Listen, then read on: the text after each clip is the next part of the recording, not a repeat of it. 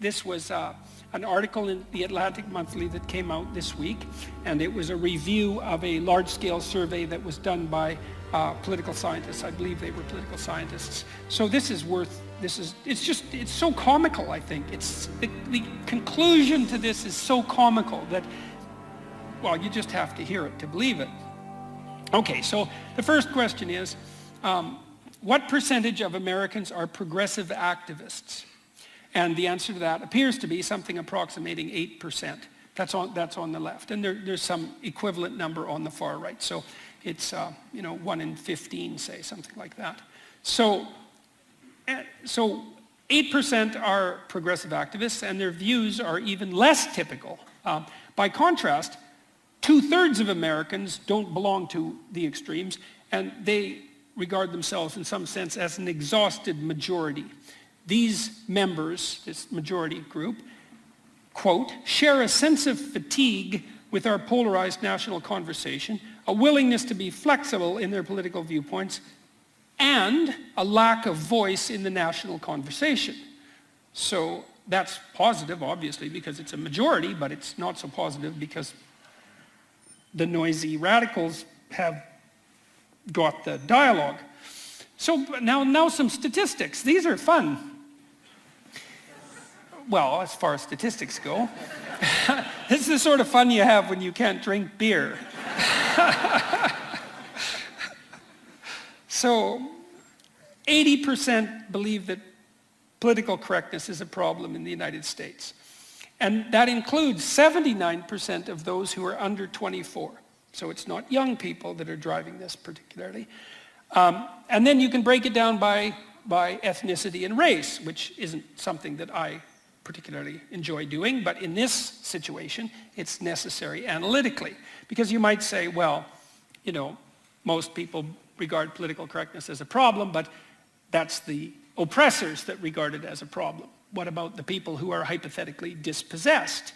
Well, the most likely people to believe that PC, political correctness, is a problem are the minorities that are supposed to be its beneficiary. So that's pretty cool. So Asians, 82% believe it's a problem. Hispanics, 87%. American Indians, 88%. And American blacks, 75%. So now, and hypothetically, they're the target of the largesse that's part and parcel of political correctness. But they don't want it. So who does want it? Well, whites, rich white people with postgraduate degrees. So even 30% of progressive activists think that political correctness is a problem. So that's pretty cool. But the people that are most likely to support it are precisely PC activists are rich, highly educated, and white, twice as likely to make more than $100,000 a year. Okay, so let's think about this for a minute, because it's so surreal. So one of the things I noticed about activist types on Ivy League campuses, they always have annoyed me, because, well, there's a reason for it. It's like, if you're an undergraduate at Harvard or Stanford or any of the Ivy Leagues, you're already part of the ruling class. Like, you might only be 18, but that just means you're a baby member of the ruling class. It's like 40% of Harvard graduates have a net worth of $1 million by the time they're 40. And that's a stat from 1998.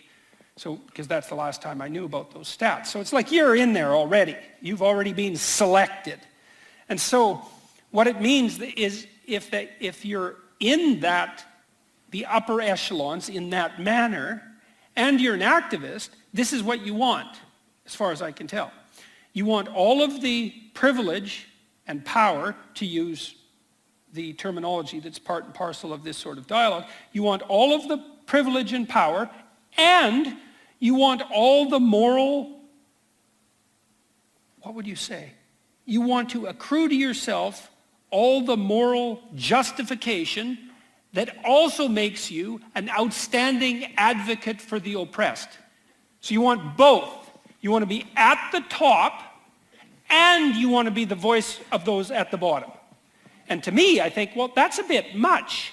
like you could have one of those, like if you want to be an advocate for the people at the bottom, then go out there and dispense with your long-term power and privilege and go do the work. And if you want to be part of the elite, then fine. But don't be part of the elite who's advocating for the downtrodden while you're being part of the elite, because that's too much to ask for. And that's exactly what I see happening with this, is that, and so I think that's reprehensible. I don't think you get to do both of those things. So, but here's what's even more interesting, and I think this is insanely comical. So part of the PC doctrine is that it's useful to view the world as oppressor and oppressed, depending on the group dimension, right? And that the oppressors are part of a patriarchal tyranny, and they're imposing their viewpoint on the dispossessed. Well, it turns out, according to this poll, that that's exactly what the radical leftist political correct types are doing. They're overwhelmingly white, they're overwhelmingly rich, they're overwhelmingly educated, and they're pushing forward a doctrine that the vast majority of the people who they are pushing the doctrine for, theoretically, object to. And so I think of it, if I was a postmodern neo-Marxist, I would say, well, that's the patriarchy in action. It's another form of neo-colonialism. It's what do you call that? It's benevolent patriarchy. It's the mask of benevolent patriarchy in action. We've got the wealth, we've got the education, we've got the racial status, and we know what's good for those people of color, even though they don't think so. Right. Jesus.